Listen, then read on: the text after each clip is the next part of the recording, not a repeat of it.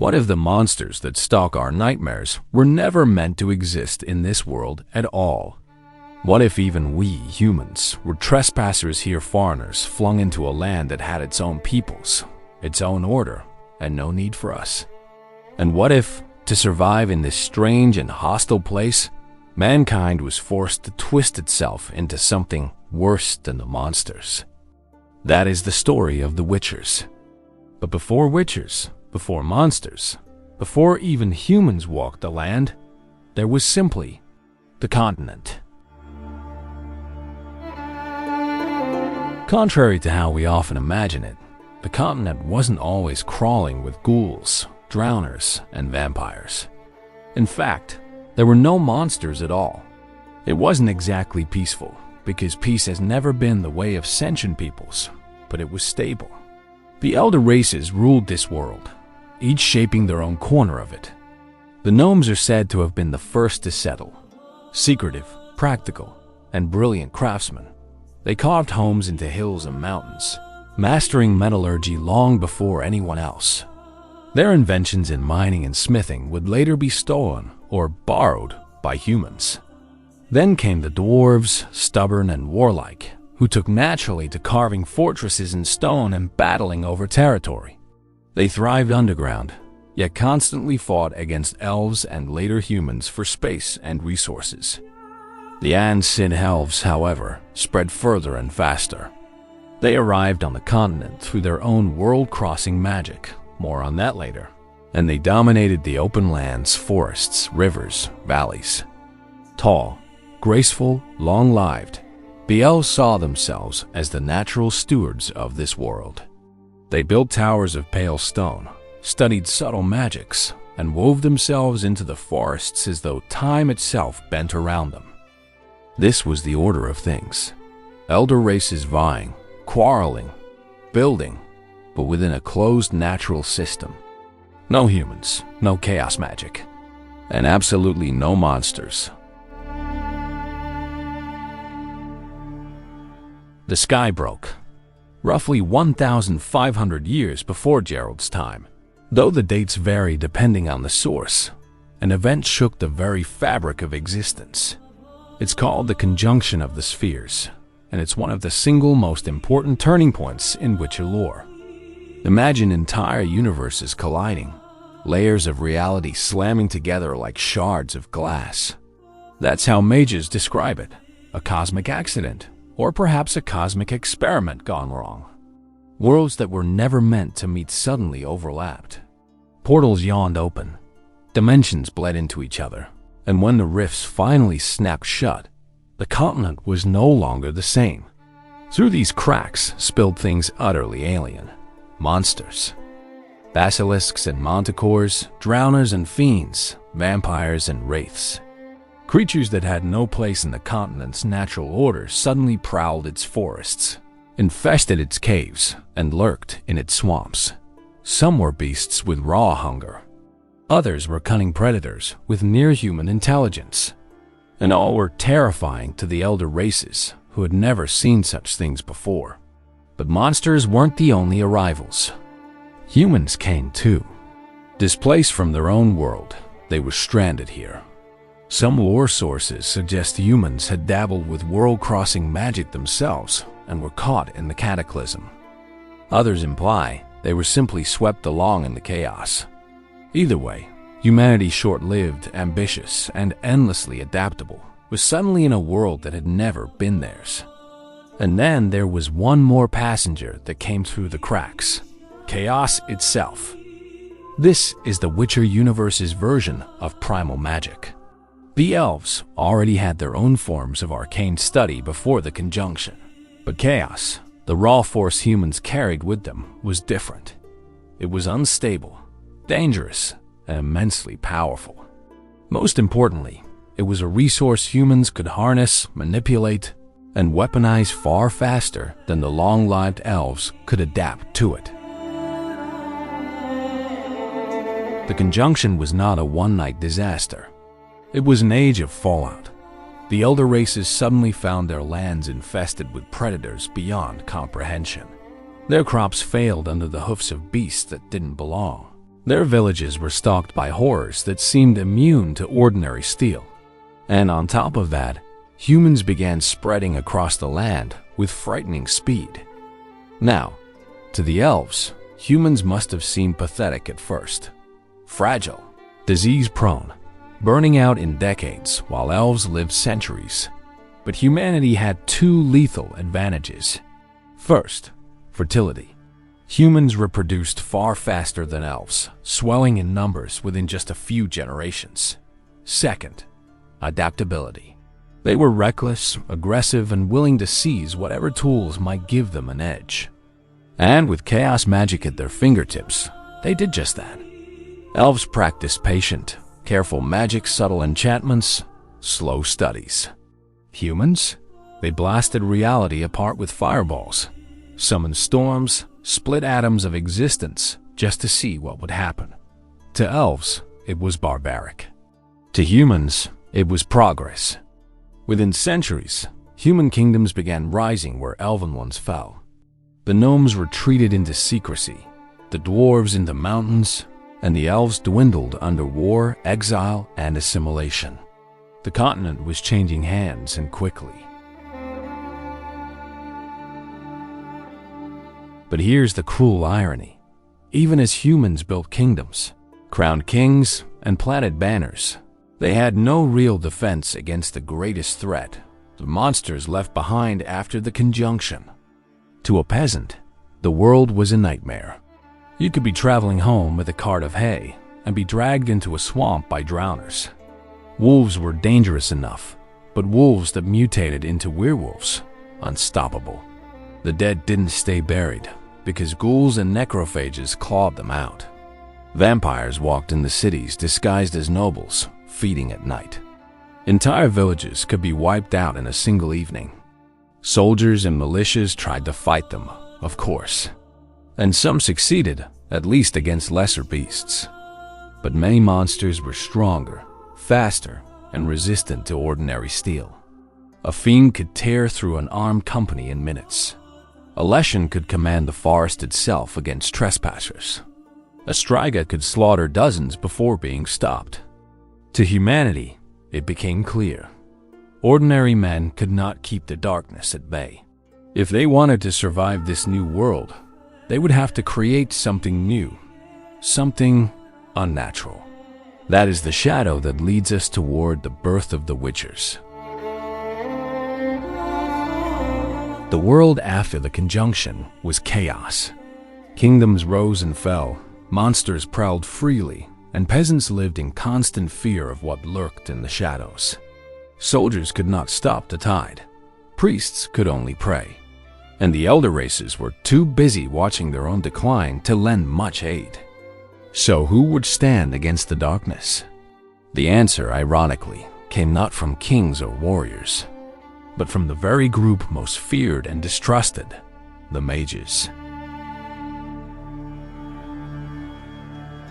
For humans, magic had always been both a gift and a curse. With chaos, mages could wield immense power, but they were also dangerous, unstable, and often driven to madness. And yet, mages were also scholars. They studied monsters, dissected corpses, pored over arcane texts. They were the first to notice patterns, weaknesses in the monsters, the way certain materials and alchemical substances affected them. But knowing was not enough. Someone had to fight these beasts. Someone who could face a Striga or a fiend and live to tell it. Ordinary men couldn't survive the attempt. So, sometime in the early years after the conjunction, the mages began experimenting. They gathered orphans, vagrants, children of war boys who would not be missed. And on these children, they performed horrific alchemical and magical procedures. The most infamous of these is known as the Trial of the Grasses. Through a cocktail of mutagenic herbs, toxins, and sorcery, the boys' bodies were twisted, broken, and reforged. Their metabolism was altered, their senses heightened, their endurance pushed beyond human limits. Some gained night vision. Others could shrug off poisons. Their reflexes became so sharp they could parry an arrow mid-flight. But the cost was unimaginable. Out of 10 children, perhaps only 3 survived the trial. The rest died screaming poisoned, mutated beyond repair, or simply broken by the strain. And that was only the beginning. Surviving candidates endured further ordeals. The trial of dreams, which sharpened their minds and senses with hallucinogens and rituals. The trial of mountains, designed to harden their stamina through brutal physical tests. And the trial of the forest eyes, which attuned them to ambush and survival. The precise details vary, depending on which source you read. Sapkowski's novels focus most heavily on the trial of the grasses, while later adaptations and lore compendiums expand the list. But all agree on one point. The trials were merciless, and they left survivors changed forever. Thus, the first Witchers were born. Mutants, neither fully human nor entirely other, crafted to be the ultimate monster slayers. The earliest Witchers were few in number, but their impact was immediate. With silver swords in hand, discovered to be devastating against many cursed or otherworldly creatures. They could cut down horrors that had terrorized villages for years. Their alchemical potions, too toxic for ordinary men, gave them superhuman strength, reflexes, and stamina in battle. Their mutations let them see in darkness, hear a monster's heartbeat from afar, and survive wounds that would kill anyone else. And then there were the signs.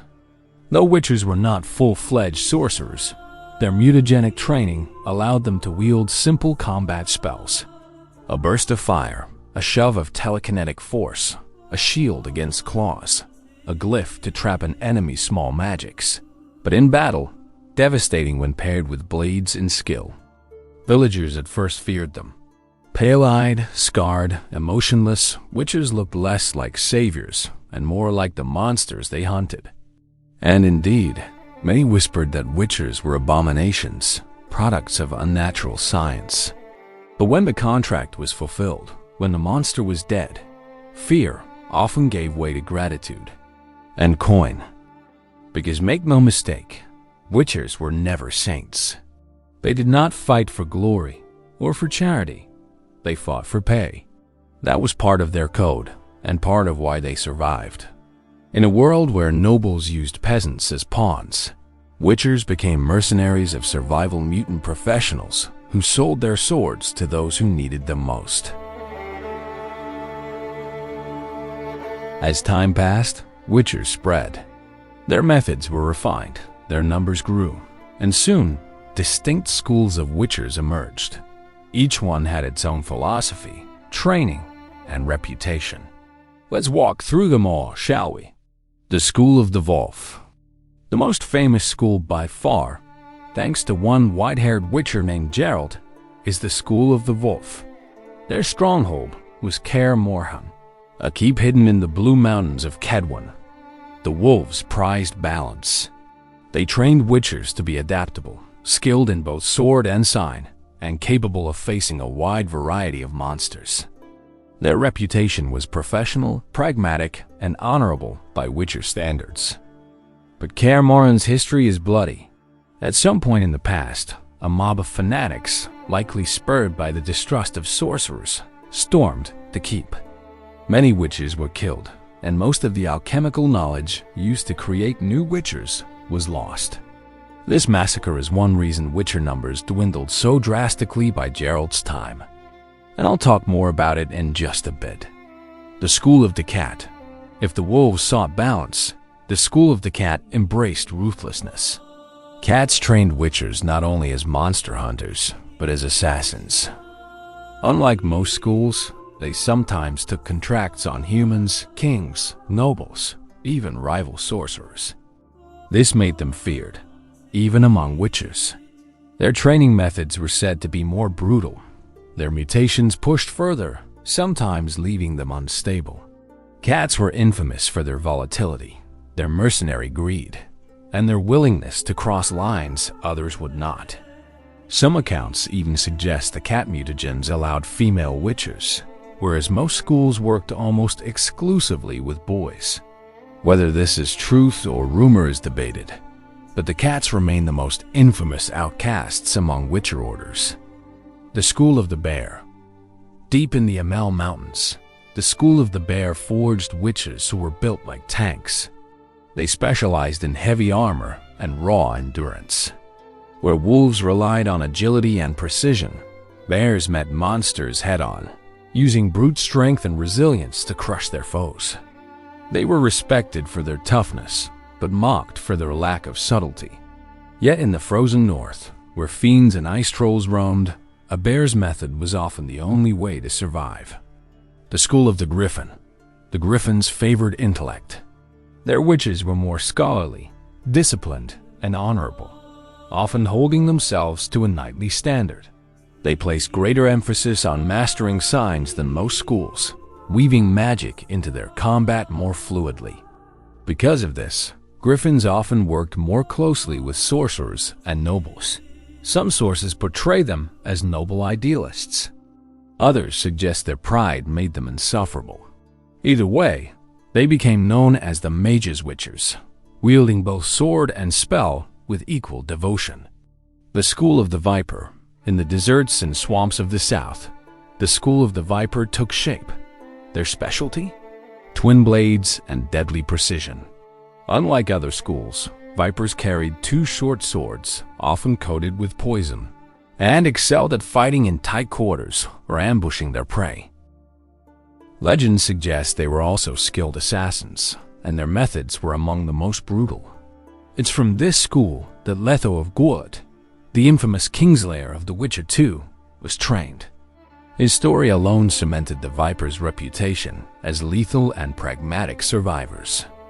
The School of the Manticore.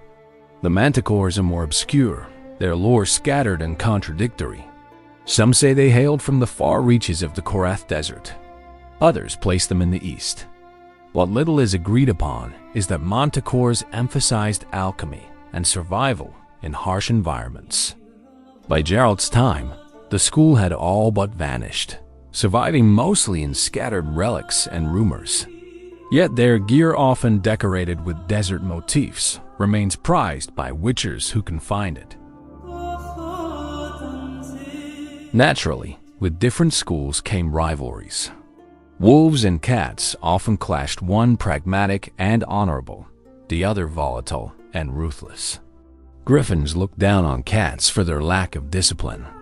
Bears mocked griffins for being soft. Manticores were so rare, they were treated more as curiosities. Despite these rivalries, witchers did occasionally work together, especially when facing larger threats.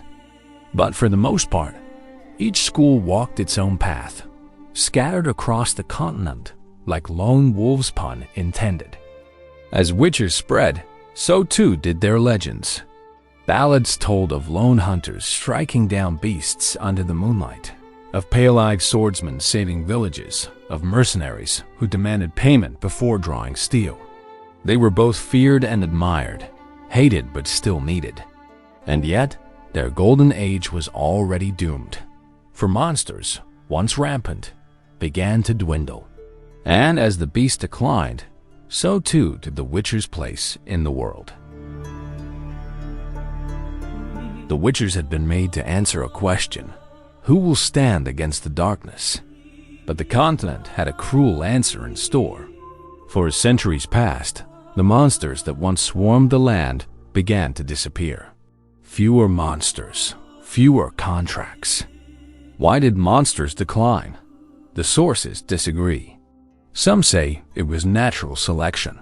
Over time, the most dangerous beasts were slain, leaving only those who could hide or adapt. Others argue that humanity's rise, its settlements, armies, and expanding kingdoms pushed monsters into extinction. Whatever the reason, the result was the same. By the later centuries, villages no longer needed to hire witchers as often. Contracts grew rare, and with coins scarce, fewer boys were taken in for training. A witcher without work was an outsider without purpose. They were mutants in a world that no longer required their particular brand of violence. And in human societies, nothing is feared more than something unnatural that has outlived its usefulness.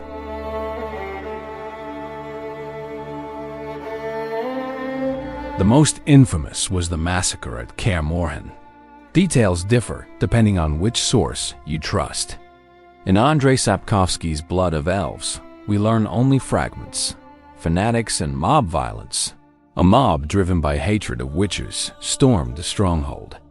Many witchers were slaughtered, and almost all knowledge of the mutations was destroyed. The CD Projekt Red games expand on this, showing Kaer Morhen as a ruined keep, its laboratories smashed, its alchemical secrets forever lost. Nightmare of the Wolf, the animated Netflix film, dramatizes the massacre further. It not only portrays sorcerers as the instigators who whipped the mob into action, but adds another layer of conspiracy. Vesemir's mentor, Deglin, is shown secretly creating monsters himself. The reason was obvious. With fewer and fewer beasts roaming the continent, the Witcher's livelihood and their relevance was vanishing. By unleashing new horrors, he ensured there would always be contracts to fulfill. But this twisted pragmatism, once revealed, gave sorcerers the perfect excuse to rally public fury against the Witchers, branding them not as protectors, but as the very source of the danger. Now, it's important to note, this part exists only in the Netflix version. Sapkowski's books never suggest that Witchers created monsters themselves. In fact, the novels keep the fall of Kaer Morhen deliberately vague. Many fans debate whether the Netflix twist enriches the tragedy or undermines it. But what's certain is that it explains, within that adaptation, why the mob's wrath was so ferocious. Do let me know in the comments, what do you think about Netflix's adaptation of this topic? I read and respond to all the comments myself. But the truth is that this all is likely a mixture of all three perspectives. The secrecy of Witchers, combined with their frightening abilities, and, if one accepts the Netflix story, a mentor's desperate deceit made them easy scapegoats for paranoia. Once the mob destroyed Kaer Morhen's workshop, Witchers could no longer reliably create new brothers. And so their numbers began to dwindle. One generation fell, and there were no children to replace them. Kaer Morhen wasn't alone in its fate. Each school faced its own decline. Let's quickly touch on each one. The School of the Cat fell to infighting and madness. Their reputation as assassins, killers for hire, and unstable mutants caught up with them. Some say rival witchers wiped them out. Others say sorcerers and kings hunted them down. What's certain is that by Geralt's time, only a handful of cats remain, scattered and dangerous. The School of the Griffin collapsed in scandal. According to some accounts, they clashed too closely with mages and nobles, losing independence until they became pawns. Eventually, they lost their keep, their honor, and their influence. The School of the Bear, already isolated in the frigid Amel Mountains, simply faded away. Harsh training, lack of recruits, and monster scarcity eroded their numbers. Legends suggest the last bears became wandering mercenaries, more brawler than witcher. The School of the Viper survived longest, in part because of their adaptability and their willingness to take human contracts. But by the late era, they too were ghosts. Letho of Guled and his brothers represent perhaps the final active generation of Vipers. The School of the Manticore is shrouded in mystery. Some say it dissolved centuries earlier, its traditions lost to the sands of the Korath Desert. Others claim remnants lingered in the east. What's clear is that they played little part in the late Witcher era. By the time of The Witcher 3, most schools exist only in ruins, their diagrams and gear left behind as relics for scavengers. The Witchers themselves were scattered, eking out a living, their glorious past forgotten. But that offers an interesting dynamic as in the game. The different armors from different schools really show how much detail and effort the game developers put into the game. The practical decline of Witchers was made worse by something less tangible but more poisonous: fear and superstition. To peasants, witchers were never quite human. Yellow cat eyes, scarred bodies, emotionless tones. These were unsettling at best, demonic at worst. Villagers whispered that witches drank blood, stole children, or consorted with monsters. Rulers and priests did little to stop such rumors. In fact, they often encouraged them. Kings distrusted witchers because they could not be controlled. Priests despised them as abominations, not born of the gods, but of heretical experiments. And so witchers became the scapegoats of the age, blamed for plagues, cursed harvests, even political murders. Some witchers defended themselves with steel. Others ignored the mobs. But the damage was done. Contracts dried up not just because monsters vanished, but because fewer people were willing to pay mutant freaks to help them. Now the thing is, here's where the lore gets tricky. Depending on which medium you follow, the books, the games, or the adaptations, the Witcher's downfall takes on slightly different shades. In Sapkowski's books, witchers are always rare. By the time Geralt walks the path, witchers are already viewed as relics. Kaer Morhen is in ruins, and the witchers are simply fading away. In the games, we get more detail. Ruins of multiple schools, alchemical diagrams of lost witcher gear, and hints of political sabotage that accelerated their fall. The games also paint witchers as a profession that once thrived but was deliberately wiped out. Nightmare of the Wolf pushes even harder, suggesting mages actively orchestrated the massacre to keep witches from becoming too powerful. This fits thematically, but many fans argue it stretches Sapkowski's intent. He deliberately left the fall vague, mysterious, and tragic. Some contradictions may never be resolved. Was the decline natural? Was it sabotage? Was it both? No one knows. What matters is that by Geralt's lifetime, the witchers were nearly extinct, and that gave him the chance to be an absolute badass. Otherwise, some other cooler witcher might have stolen the spotlight. By the late 13th century, the witchers were scattered remnants.